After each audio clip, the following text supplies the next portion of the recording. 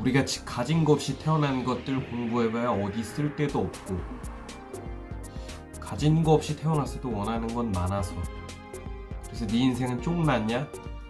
야, 자기 값이 헐값으로 매기는 이 호구 새끼야. 필요한 건 다 할 거야. 내 가치를 네가 정하지 마. 내 인생 이제 시작이고, 나 원하는 거 다 이루면서 살 거야.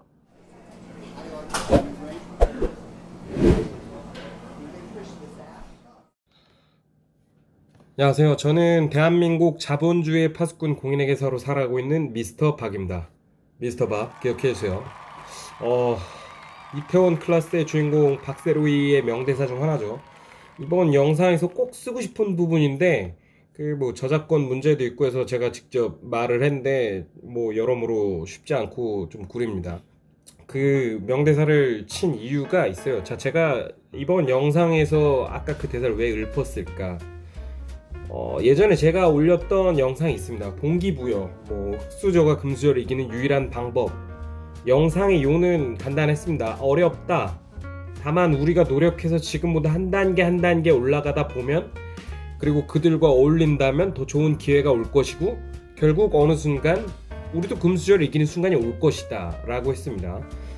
사실 방법은 그 외에도 로또가 여러 차례 당첨돼서 사업을 하고 그 사업이 대박 나거나 정도의 방법도 있을 것 같아요. 어차피 방법은 사전적 정의가 이래요. 사전적 정의에서 말해주듯이 어떤 일을 해 나가거나 목적을 이루기 위해 취하는 수단이나 방식, 이 방법이에요. 가능성이나 실현 가능성에 대해서는 정의에 포함되어 있지 않습니다. 제가 근데 회계사고 제 주된 구독자분들이 회계사 수험생분들인데 사실 뻔하죠. 영상도 그 정도 사전 정보가 없는 제3자라고 해도 제목 보면 뻔하잖아요. 공부해라, 열심히 해라, 그게 유일하다 정도의 교육 콘텐츠임을. 그런데 이런 영상에 제 입장에서는 좀 안타까운 반응들이 있어서 생각이 최근에 좀 많았어요. 최근에 많던 중에 다시 한번 비슷한 영상을 좀 올려볼까 해서 오늘 이 영상을 업로드하게 되었습니다. 안타까운 반응이 몇 개 있었는데 좀 한번 읽어드릴게요. 그래서 너는 금수저를 이겼냐? 그래서 너는 재벌가 자제들보다 돈이 많냐? 그 이후 그 글에 대한 추가 댓글들 대부분 이랬어요. 야, 어차피 금수저 못 이겨. 금수저는 우리랑 마주칠 일도 없고 마주쳐도 아는 척도 안 해. 그래서 안 돼. 그리고 이렇게 자수성가하는 사람들 보통 사람들이 아니야. 누구나 다가 아니야. 그래서 넌 틀렸어. 안타깝습니다. 진짜 이런 거 보면 진짜 답답해요. 자, 제가 영상을 올리는 거는 제가 자주 이야기하듯이 제 생각일 뿐 정답은 아니라고 합니다. 골라서 원하는 부분만, 내가 도움되는 것만 골라서 들으면 돼요. 필요 없는 거 그냥 귀 닫고 버리면 됩니다. 아니면 통째로 쓸모가 없다 싶으면 그냥 뒤로 가기 버튼을 누르면 돼요. 그런데 정답이 아니라고 말을 하는 내 생각에서, 보통 토론이라 하면 다름에서 출발을 하는데 틀렸다라고 하면 정의하는 거잖아요. 그럼 보통 틀렸다라고 하는 말을 하는 분들이 정답이라는 건데 그 정답에 대한 근거가 없어. 그럼 역시 틀린 거 아닌가 싶어요. 다르겠죠. 토론은 다름에서 출발하는 거니까. 그래서 생각을 해봤습니다. 나는 금수저를 이겼느냐? 못 이겼죠, 당연히. 그들의 자산 수준, 제가 이제 겨우 34인데 누적친 자산을 이기기 힘들고 그 자산을 베이스로 벌어들인 손익도 힘들 거예요. 돈이 많냐 안 많습니다. 그럼 제가 이 상태 그대로일까요? 저는 흑수저라 금수저를 알지도 못할까요? 그래서 답답해서 금수저의 정의를 찾아봤어요.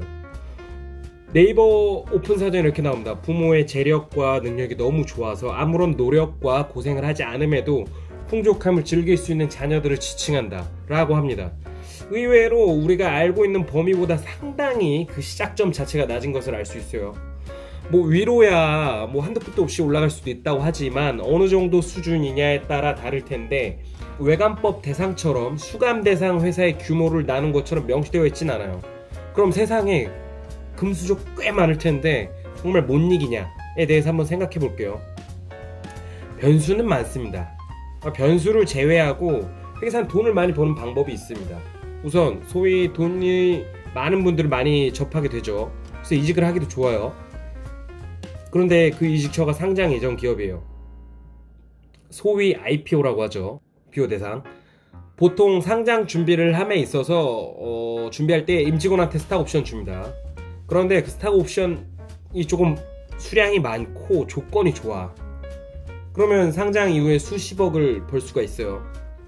물론 모든 경우는 아닙니다. 스탁 옵션의 조건은 스스로 이직 당시 회계사 능력에 따라 다를 거고, 뭐 100주만 받을 수도 있고 200주 받을 수도 있고 다 다르겠죠. 이직처를 고른 회계사의 능력에 따라서 그 회사가 상장 이후에 주가 상승이 엄청 다 다를 거잖아요. 상장 이후에 주가가 엄청 오를 만한 회사를 선택해서 나는 능력이 좋아서 스탁 옵션을 많이 받았어. 그러면 상장하고 나서 주가 많이 올라가가지고 모두 다 레버리지 효과로 반영돼서 큰돈 벌 수 있습니다. 이런 형태의 업을 주로 하시는 분들이 있어요. 실제로 이직해서 훌륭하게 상장시키고 옵션 행사해서 돈 벌고 또 이직하고 상장하고 돈 벌고, 제가 주변에서 본 사례로는 이런 형태의 IPO 수행시마다 평균 한 20억 정도 버시더라고요, 그분은. 그럼 자, 옵션 가득기간 2년에서 3년 정도 가정하고 3년이면 3번이면 9년, 10년이면 평균 60억 법니다. 그러면 요즘 빨리 은퇴하고 싶어하는 분들이 있으니까 그냥 3번 말고 인생에 있어서 6번만 했다고 쳐요. 120억이야.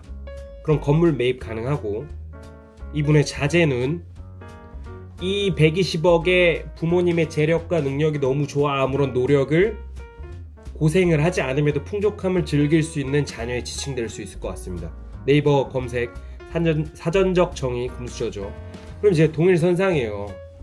돈은 돈을 벌게 해줍니다. 그럼 그 자녀의 노력 여하에 따라 평타치만을 유지해오는 다른 금수저 자녀를 못 이길까요? 못 이길 수도 있는데 그 아버지가 이기지 못한 부분을 이길 가능성이 상당히 많이 높아졌어요.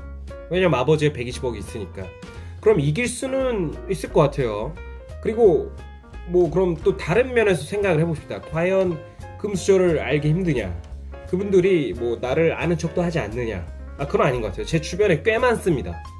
당장 일 그만두고 그냥 쉬어도 백화점 가서 쇼핑 가능하고 플렉스 할 수 있고 비싼 음식 사 먹어도 전혀 삶에 지장 없는 분들이 많아요. 그런 분들 어디서 알게 되었냐? 회계사 일하고 나서 그 이후부터 알게 되었어요. 당연히 뭐 실명을 거론하긴 좀 그렇고 뭐 하니까 그분들의 뭐 신상은 좀 생략하도록 하죠.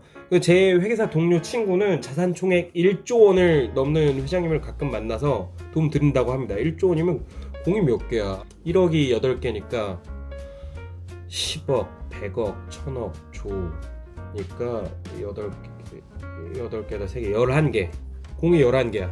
자산 총액 1조 넘는 회장님을 가끔 만나서 도움 드리는데, 저도 그 친구한테 부탁해서 한번 그 회장님 만나보고도 싶은데 뭐 하면 가능은 할 듯도 해요. 제가 친구랑 친하고 제가 뭐 떠들 거리가 있으니까. 자, 됐고 각설하고, 왜 이런 분들을 우리가 알고 지낼 수 있느냐? 노력했기 때문이죠. 사람은 원래 어릴 때부터 동네, 학교, 군대, 뭐 회사 동기 정도 이외에는 친교와 정서를 표현하며 지내는 사람들이 보통 비즈니스에 의해서 알게 되는 사이가 많습니다. 뭐 스터디도 마찬가지죠. 합격이라는 비즈니스 목표를 그 공통으로 했기 때문에 만나서 알게 된 사이예요. 그런데 왜 그들이 나를 알고 지내느냐? 쉽죠. 가치가 있으니까. 뭐라도 나와 같이 있으면 그들에게 득이 되는 게 있는 거예요. 조금이라도. 소위 같이 놀 때 뭐 제가 말아준 소맥이 맛있어서 알고 지낼 수도 있어요. 뭐 그런 경우는 딱히 없는 것 같긴 한데, 어찌 되었든 해가 되지 않고 뭐라도 그들에게 득이 조금이라도 된다면 알고 지낼 수 있습니다. 다행히도 회계사는 회사, 사업체 등으로 가기 때문에 또 돈의 흐름을 올바른 판단을 하게끔 해줄 수 있는 능력이 있어요. 그런 걸 하는 일이니까. 그래서 더 그런 분들과 알고 지내기 쉽습니다. 그럼 우리는 뭐라도 도움이 되겠죠? 물론 당연히 계속 노력을 해야겠지만요.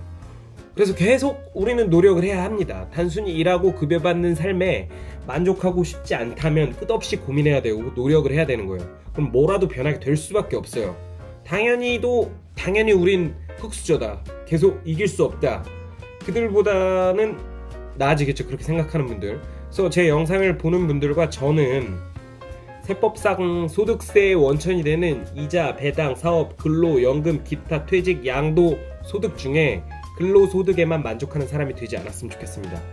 자수성가, 물려받은 재산이 없어서 자기 혼자 힘으로 집안을 일으키고 재산을 모음이라고 사전적 정의가 되어 있어요. 과연 보통의 레벨은 아니지만 우리가 그 레벨이 꼭 아니다 라고 할 수 있을까요? 저는 아니라고 봅니다. 모르는 거죠. 게임도 레벨업 하는데 인생 레벨업 하려고 경험치 많이 쌓으면 충분하지 않을까요? 요즘 뭐 솔직히 롤 같은 게임만 정말 잘해도 페이커나 뭐 도인비 같은 유명한 선수가 되면 금수저가 되는 세상입니다. 상금도 벌고 돈 많이 벌잖아요. 그 가능성이 정말 작고 선택받은 누군가만 가능하다고 생각도 안 하지만, 만약 그렇다라고 하더라도 노력을 해둬야 그 운이 찾아왔을 때 운을 활용할 줄 아는 사람이 되겠죠. 저는 회계사 교육 콘텐츠를 유튜브로 영상을 게시하고 있습니다. 구독자분들이 뭐 회계사가 되어서 성공한다면 좋겠어요. 초등학교에서 보통 장래희망 물어보잖아요. 너의 꿈은 뭐니? 저는 대통령의 꿈입니다. 저 어릴 때 그런 꿈 가진 친구 하나 둘 정도 본 듯한데, 어떤 선생님도 야, 대통령은 아무나 되는 레벨이 아니야, 너는 될 수가 없어 라고 하진 않더라고요. 그럼 공부 열심히 해, 그래서 좋은 대학교 가야 해, 알았지? 라고 말을 합니다. 저도 똑같아요. 교육 콘텐츠 하는데 누군가 열심히 살아도 회계사 합격해도 금수저 못 이겨요 라고 하면, 야 당연하지, 절대 못 이겨, 죽었다 깨나도 우리는 보통의 레벨이라 금수저 절대 못 이겨 라고 말은 못하고 하고 싶지도 않아요. 저는 교육 콘텐츠를 하고 있으니까 선생님이랑 입장은 같은 건 선생님은 아니더라도 그래서 이길 수 있다고 하는 거죠. 실제로 그렇게 생각도 하고요. 여러분들 모두가 자기 자신의 가치의 한계선을 너무 낮게 잡고 인생을 살지 않았으면 좋겠어요. 그건 너무 불쌍하고 한심한 인생이라고 생각합니다. 공부도 마찬가지예요. 시험이 임박했는데 떨어지면 어쩌죠? 당연히 드는 생각이지만 그 생각보다는 당연히 붙어야지 라는 긍정, 결론, 열린 결론, 마인드 컨트롤을 해서 살아간다면 좋겠어요. 공부하시면 좋겠어요. 모두 성공하시면 좋겠습니다. 물론 저도. 그럼 성공에 대한 제 고민의 영상 여기서 마치도록 할게요. 감사합니다. 미스터 박이었습니다.